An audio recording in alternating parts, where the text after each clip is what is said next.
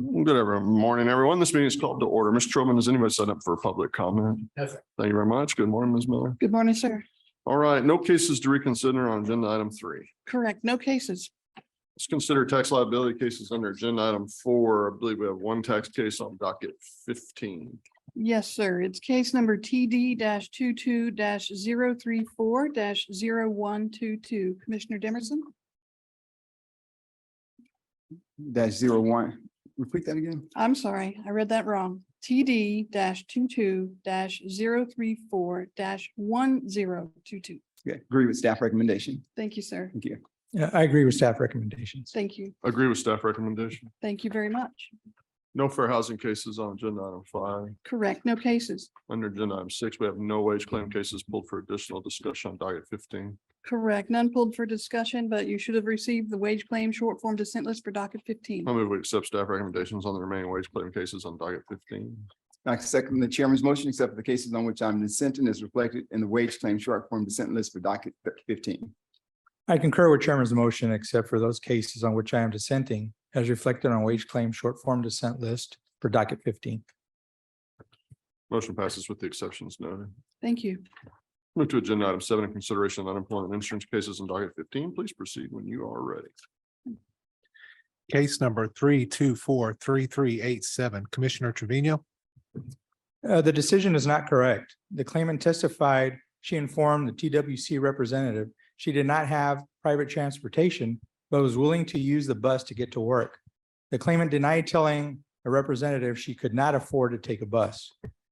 When the claimant dealt with further financial issues, she took appropriate steps to secure assistance and continue to make herself available for work. Additionally, even if the claimant's only impediment to work had been the lack of bus fare, the continued payment of benefits would have ensured she would have transportation. The claimant has been available at all times during the claim. Reverse the AT, claimant available for work. We should modify the appeal tribunal decision. The claimant, through her fact-finding statements, specified that she was unavailable for full-time work starting the claim week of October 10th, 2021, because she lacked a personal vehicle and did not have money for public transportation. Although the claimant testified that she thereafter procured a bus pass, the record shows that the claimant failed to apprise the commission of her availability. Finally, since the claimant testified that she began working from home beginning June 13th, 2022, the claimant's ineligibility should close the week ending June 12th, 2022. Hence, we should modify the AT decision availability not eligible from October 10th, 2021 through June 12th, 2022.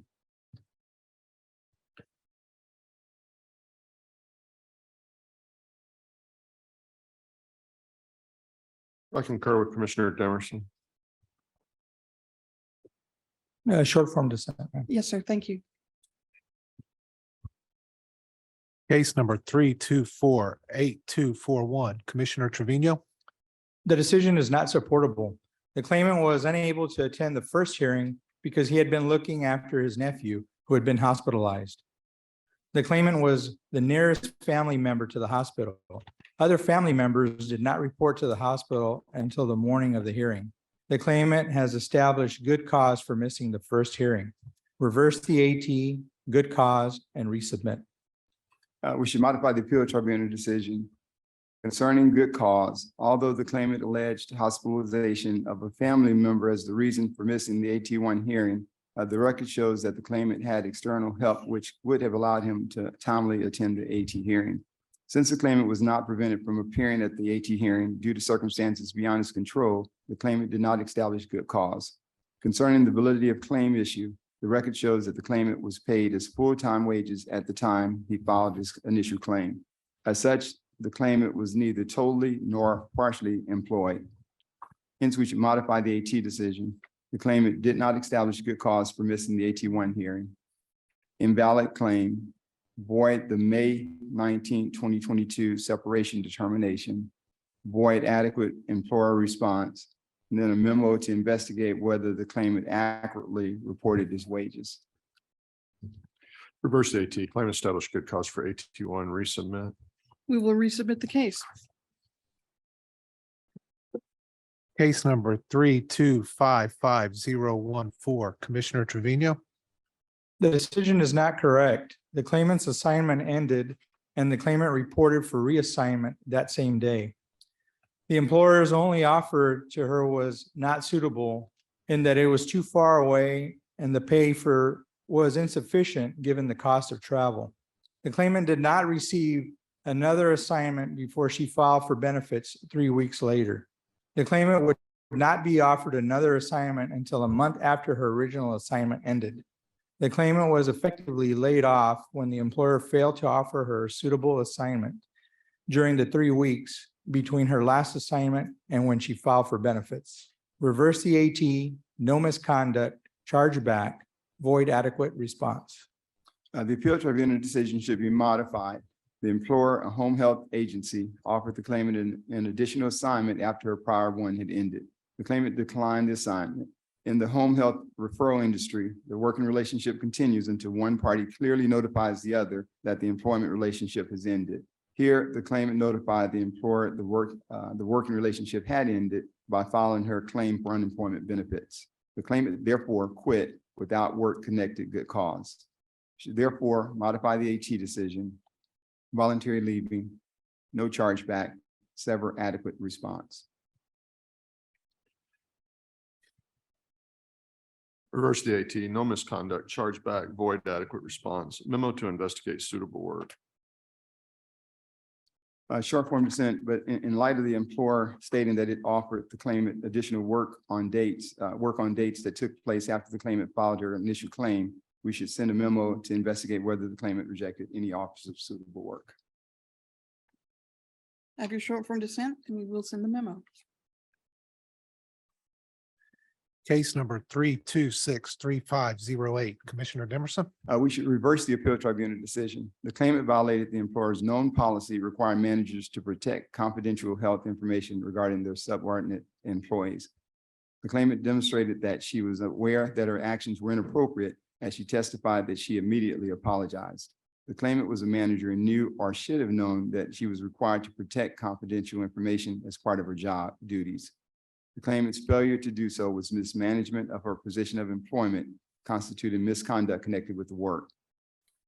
Therefore, reverse the AT decision, misconduct, no chargeback, adequate employer response.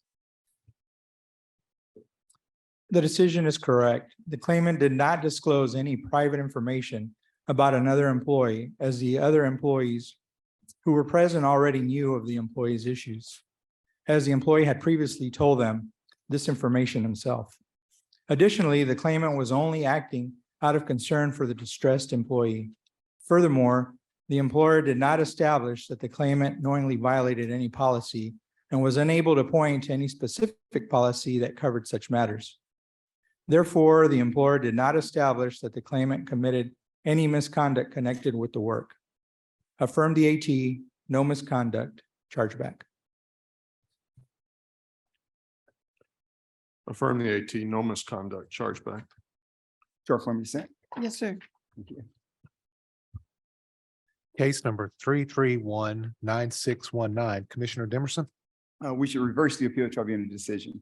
The claimant violated the employer's known policy, which required her to ask certain questions of customers in order to authenticate their identity. The claimant had received the policy and was aware of what was required to comply with the policy.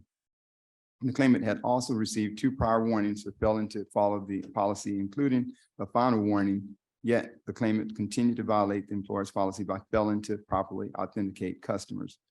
Claimant's failure to follow the employer's known policies constituted mismanagement of her position of employment and was misconduct connected with the work. We should reverse the AT decision, misconduct, no chargeback, adequate employer response. The decision is correct. While the claimant was out on leave, the employer implemented new procedures.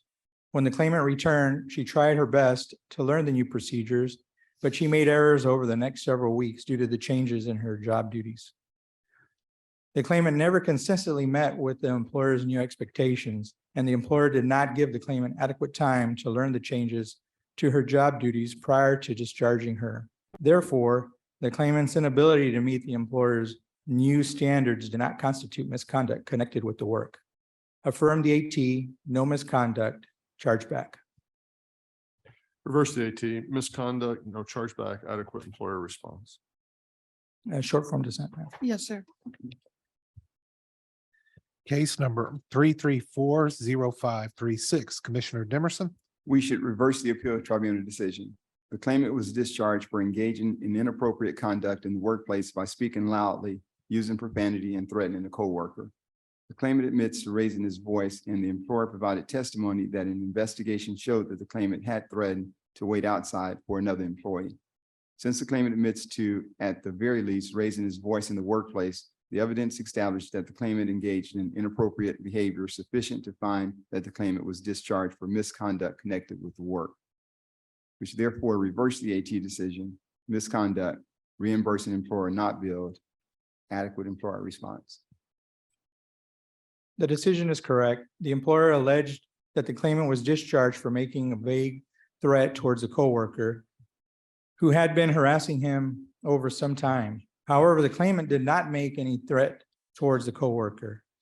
He only complained a little loudly about the coworker on his way to clocking out for the day, after the coworker had again made some harassing comments to the claimant at the end of the claimant's shift. The employer presented no firsthand testimony or direct evidence to suggest otherwise. The employer has clearly not met its burden of showing the claimant committed misconduct connected with the work. Affirm the AT, no misconduct, bill reimbursing employer. Chair, before the chairman gives his vote, I want to go back to my initial statement. Yes, sir. I want to add that if my fellow commissioners do not agree that the AT decision should be reversed, we should rehear this case in order to obtain firsthand testimony from the witness to the final incident. Mr. Chairman, Rehear. we will rehear the case. case number 3425898, Commissioner Trevino, The decision is not supportable. The claimant testified that he attempted to fax an appeal to TWC on the final day of the appeal deadline. The claimant has also provided a fax report showing the attempted transmission. The claimant's appeal should be deemed timely and the case resubmitted for merits. Reverse the AT, timely appeal, and resubmit. We should affirm the appeal tribunal decision. Since the claimant has not provided a fax confirmation showing that he successfully faxed a timely appeal, we do not have jurisdiction to consider the underlying merits. Affirm the AT decision. The claimant filed a late appeal, misconduct, no chargeback. Rehear to determine whether the claimant went to a TWC office on October 17th to fax the appeal.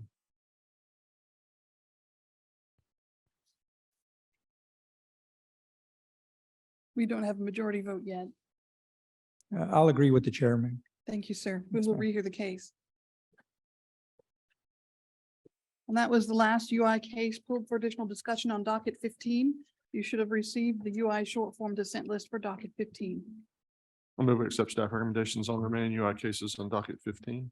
Now, second chairman's motion, except for the cases on which I'm dissenting, is reflected in the UI short form dissent list for docket 15. I concur with chairman's motion, except for those cases on which I am dissenting as reflected on UI short form dissent list for docket 15.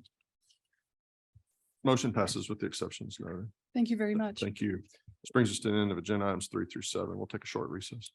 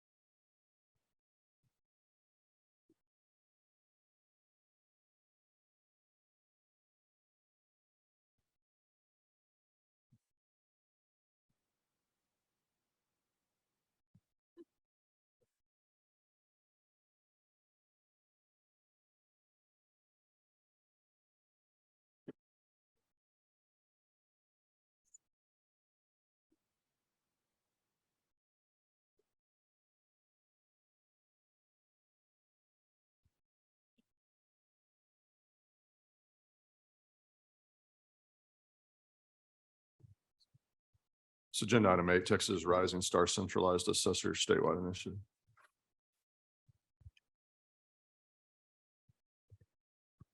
Good morning, Chairman, Commissioners. Reagan Miller with the Child Care and Early Learning Division.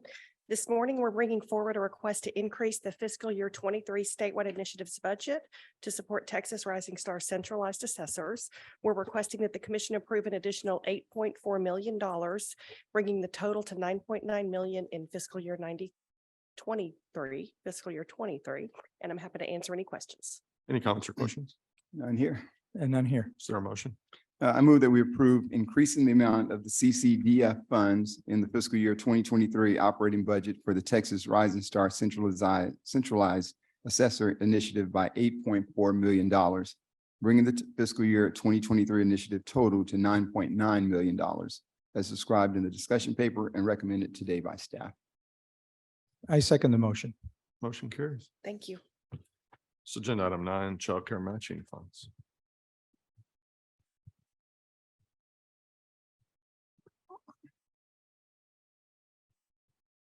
Good morning, Chair Daniels, Commissioners. Mr. Cerna, for the record, Sandra Williams, Workforce Development Division.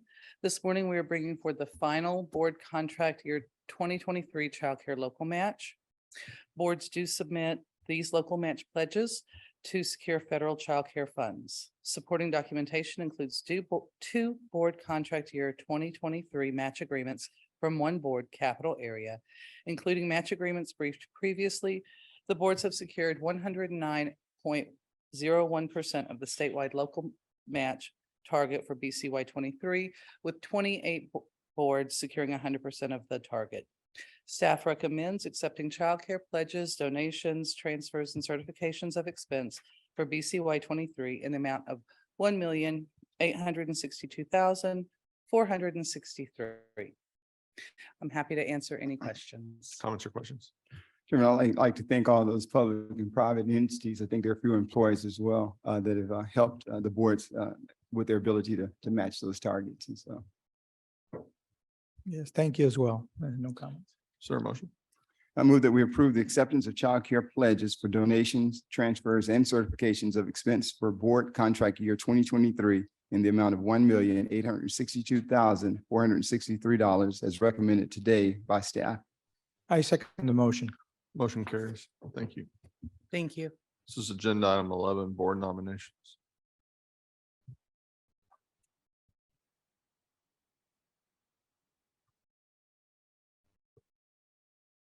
Good morning, Chairman, Commissioners, and Mr. Cerna. For the record, Sheree Dudley with Workforce Development. Today, for your consideration, we have workforce board nominations for Cameron County and Southeast Texas. Staff recommends approval on the presented nominees, and I'm here to answer questions you may have.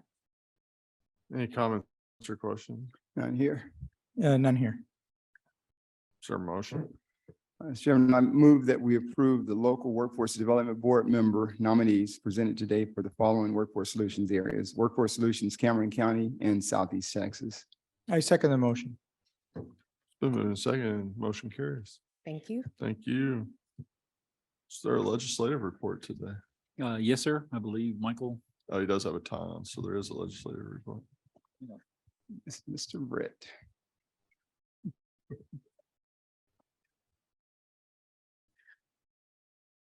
Good morning, Chairman Daniel, Commissioner Demerson, Commissioner Trevino, and Mr. Cerna. For the record, Michael Britt, Governmental Relations. Last Thursday, the Texas House passed House Bill 1, the General Appropriations Act, and Senate Bill 30, the Supplemental Appropriations Bill for the fiscal year 2022-2023 biennium. Both bills will now go to the Texas Senate for their consideration, and the timelines for these bills to be considered on the Senate floor has not yet been announced. Tomorrow morning, the Senate Natural Resources and Economic Development Committee will be considering Senate Bill 150 by Senator Springer, which relates to maximum amount of unemployment benefits payable to an individual during a benefit year under the state unemployment insurance program. And Chairman Daniel will be the resource witness on that bill. Happy to answer any questions. Any comments or questions? None here. And none here. Thank you. Thank you. An executive director's report. One quick report. It's my honor to introduce one of our groups out of Mary York's division.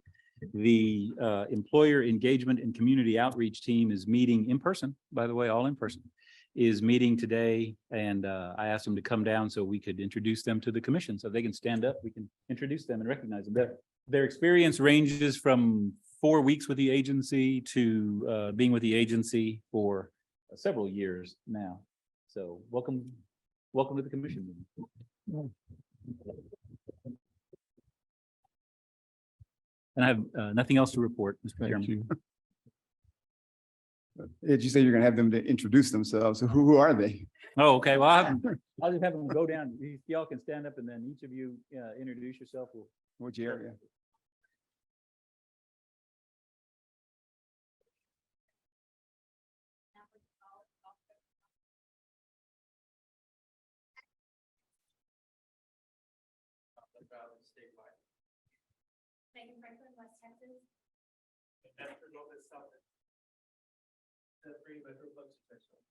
All right.